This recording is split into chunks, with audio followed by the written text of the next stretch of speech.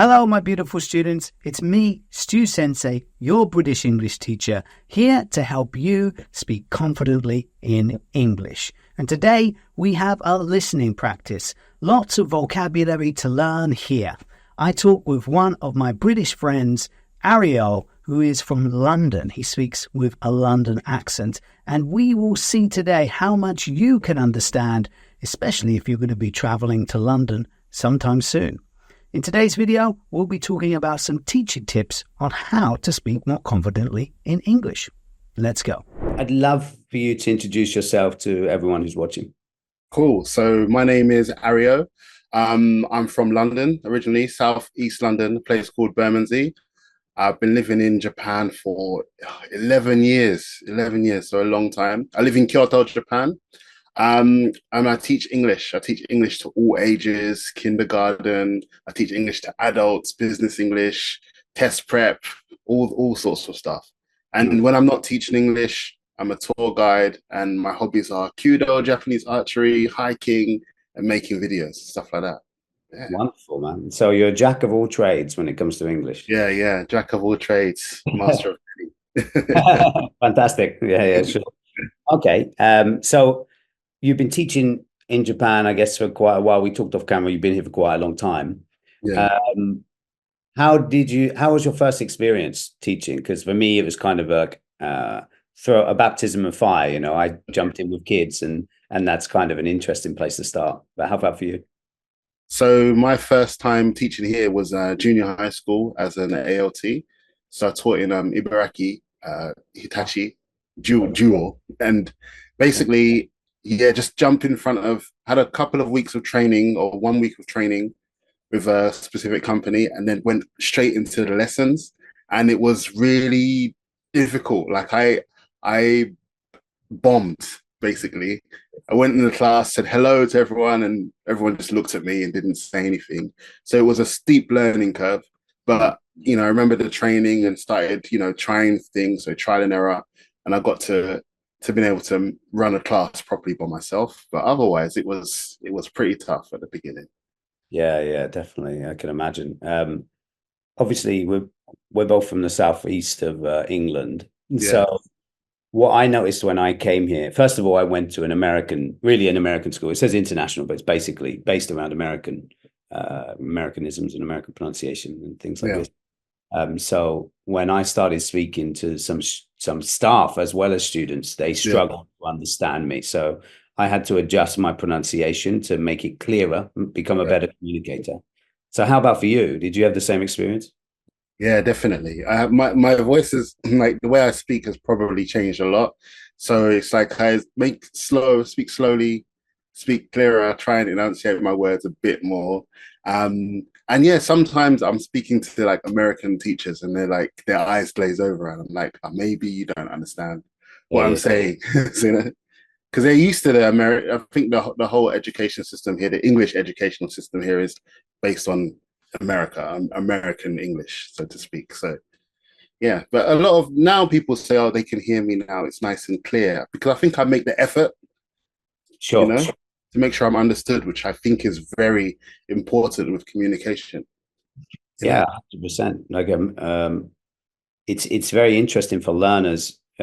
Obviously, exposure to different styles of English is very useful, I think. But the key thing for all of us is to be clear when we communicate, because we have to work with the people that are around us to be fluent in the conversation. Yeah. So Exactly.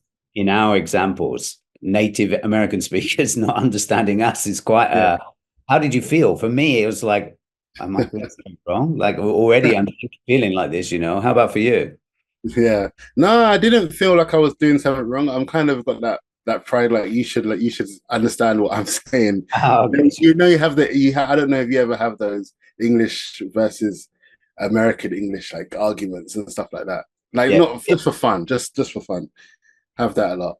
But yeah, I did try but I always adapt to people's accents sometimes. I think subconsciously. Like I'm not taking a mickey out of them, but sometimes it's kind of like I'll try and adapt to the way they speak. And I kind of do that unintentionally sometimes. And it could, if someone speaks, so my family are originally from Nigeria and they speak pidgin English, kind of like broken English. And so if I'm speaking to someone, I might speak some broken English to make it easier to understand. Yeah. So I kind of do that to the Americans, I guess. I think that that isn't such a bad thing, to be honest, because you have to, like I said, you have to work with the person in front of you. Obviously, if we want to help learners, build their sentence structure and things like this, but if the first message can't even get through, there needs to be a little bit of broken English to begin the process, and then the more times people get used to what we say in that situation, the more we can flesh out those fuller textbook grammatical sentences. So I Yeah, don't see a big issue with that at all. Like, sometimes we can overcomplicate things, especially with yeah, kids. Especially with kids, exactly. for sure. Okay, so like you say, you adjust to your students. Do you find that many people do they worry about the way when they speak to you? Do you find them more nervous when they speak to you, specifically learners? Um, Generally, I find they're nervous because of not wanting to make a mistake. Sure. But once they've got used to me, they're very comfortable speaking and not worried in that sense. Oh, that's good. I'm a very like friendly, welcoming teacher, so I'm not like no, that's wrong, or I don't even correct them like that so much. I try and I don't know what you call it when you just repeat what they say but correctly, kind of thing. For They sure. said, "Oh, I ate sandwiches." Oh, you ate a sandwich yesterday, something like that. You're creating a mirror, a correct mirror for them, basically. Yeah, Yeah. Yeah, I think yeah, that that's basically similar. I'm very, very similar. I'm less harsh, and I just try to help them learn from their own experiences. yeah, I think one of the biggest difficulties for learners in English is the confidence side of things. Once you've yeah, cracked the confidence thing, or the ability to just speak and make mistakes without that pride getting in your way, yeah, I think that at that point, then you can really progress. So yeah, I think that's invaluable, and especially in Japan because the level's generally lower than other places. So yeah. I agree, I agree. But I think yeah, as well, it's a confidence thing. If you gave them a couple of some Dutch courage, then I think yeah, then they'd be more free and open to speak. Because some Japanese, a celebrity, Naomi Watanabe, her English is not the best, but she's got confidence and she can express herself. And there's a baseball player, I don't know if you've seen him. I'm not sure his name. It's not Otani, another guy, and he's in English is it's not so great, but he's really confident and he can express himself. It's really funny. So I guess it's the confidence thing as well. It's really important. yeah, I think you can either do that, and then you may have some people like find it interesting the way you're speaking, let's say, but at Yeah, least you're communicating a message. Or you could say nothing, and then nothing happens, and no yeah, message communicated, and then you lose an opportunity, in my opinion, when we do that. So it's better yeah. to say something always better than nothing, isn't it? So yeah, 100%. Okay. Yeah. We're both from the south of England, so how do you feel when you listen to people around the UK? How do I feel? No, Yeah. I feel. So what do you mean? Like when I'm in Japan or? In when you were back in the UK, if you had a conversation with someone maybe from Scotland or from Liverpool or from Newcastle or Ireland, somewhere that isn't based around this, where we're based Yeah. primarily, how did you feel in those? Do you feel it was difficult for you as well, or? You know what? It's actually when I went to I was working around the country. I worked as an IT consultant, and I had a few months in Maudsley, which is just outside Liverpool. And when I was like buying some snacks or something from the shop, I couldn't understand what the person was talking about, and they couldn't understand me either. It was really weird. It was weird. Like I know that's the same with Newcastle, Glasgow as well. A little sometimes it's hard to understand. I've got a Scottish friend here, and if he's not being mindful, I probably can't understand some of the things he says. So it's just about getting used to it as well, because you're expecting someone to sound just like you, and then when you hear something a little bit different, you have to kind of just adjust a little. So most places I'm pretty fine. As I said, I spent a lot of time in Leeds as well, so the northern the northern accent was fine for Yeah. me. Yeah, yeah. That's good. But yeah, there's that interesting thing. Two native speakers, sometimes we don't always get the communication as well. Yeah. So it's really that's actually something I was a planning to make something as well, like a small reel with 10 or 12 people from different regions saying the same thing and just showing how different it is. So yeah, might Yeah, call that's you a up. good idea. It's popular. I promise you that. I used to do that a long time ago, and it's good because people just don't. The thing that I find interesting is people, one, especially here, they just think there's one accent, like just American. And then Yeah. I don't know if you've experienced this, but when I've spoken to people, I'm never asked if I'm British. They always say, "Are you Australian?" Oh, really? I find that so interesting. Like, why Australia? Obviously, maybe because it's closer or Yeah, something. yeah. And then, but they don't realize there's more than one accent in the UK if they do know about a British accent, you know. So Yeah. um, to have that exposure is amazing, you know, really, Yeah. really. It's true. I mean, I get some people saying, "Oh, you don't sound British at all." So I'm like, what are you talking about? Yeah, yeah, 100%. Like, Like, who's give me a British accent, please? Like, which British, if they think everyone sounds like the Queen, maybe, I don't yeah, know. yeah, exactly, something like that. But, yeah, Yeah, it's maybe.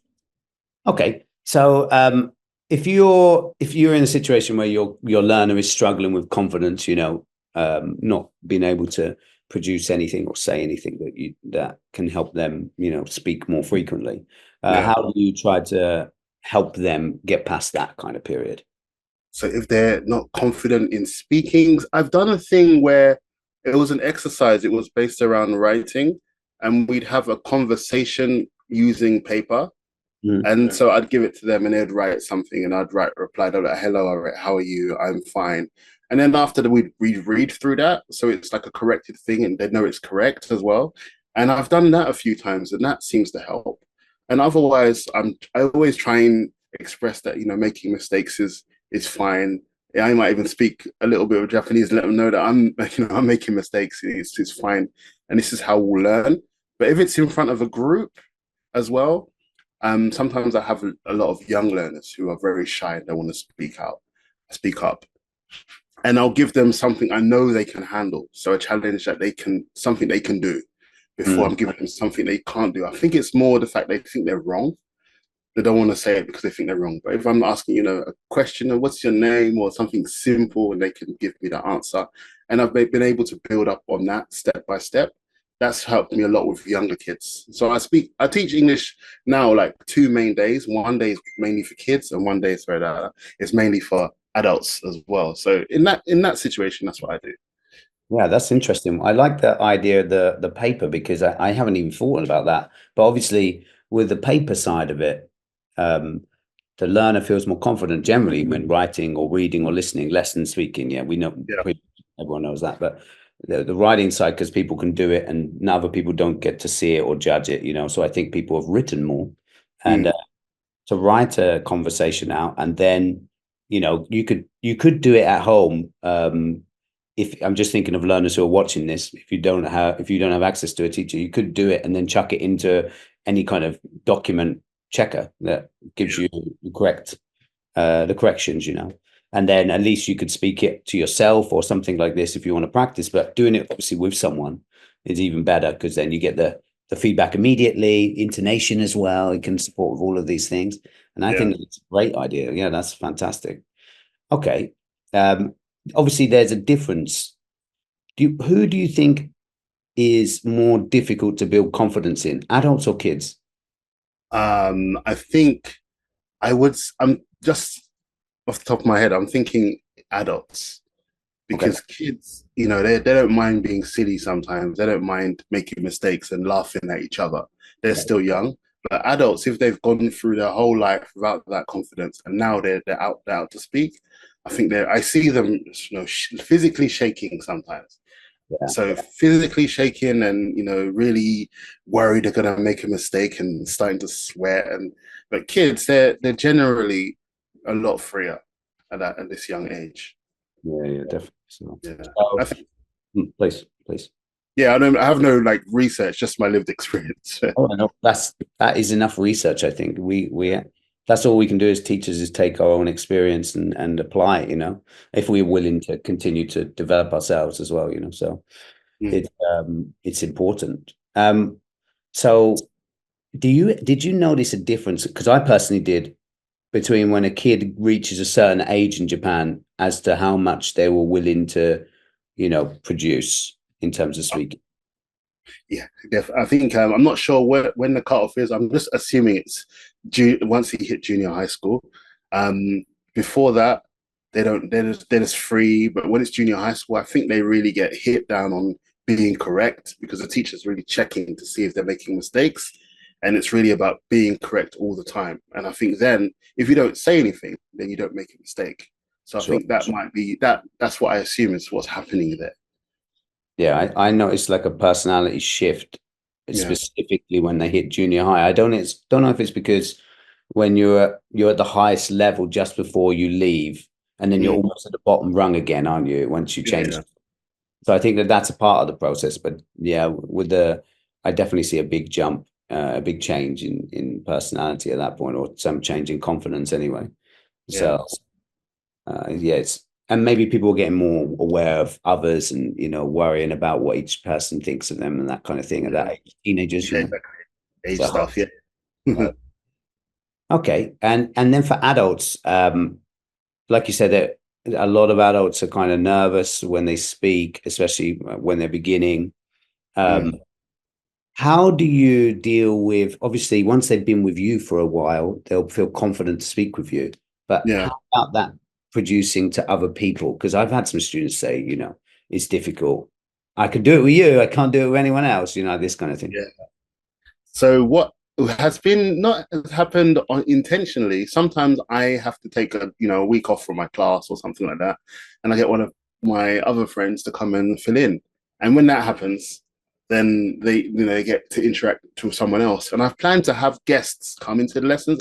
I haven't implemented it yet, but that would be good. But another day I went out with one of my students. We went to a tea ceremony. It was actually they were hosting it, and there were some other foreigners there, and they were interacting in English, and I could see them interact with other people, and they were like, "Ah, oh, I realize I need English now," you know what I mean? And they have different accents, and I could understand you.